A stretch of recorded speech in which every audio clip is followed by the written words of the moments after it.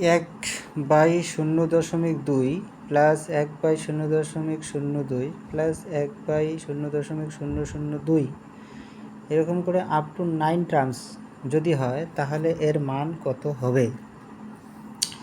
এক্ষেত্রে প্রত্যেকটার নিচে 2 আছে, প্রত্যেকটার নিচে 2 আছে।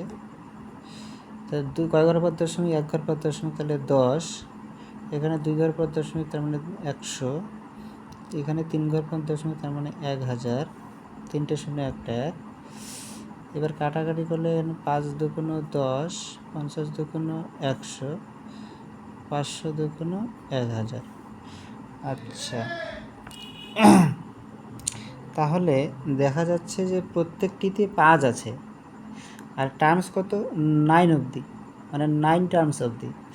তাহলে অ্যান্সার হবে 9টা 5, 1 2 3 4 5 6 7 8 9।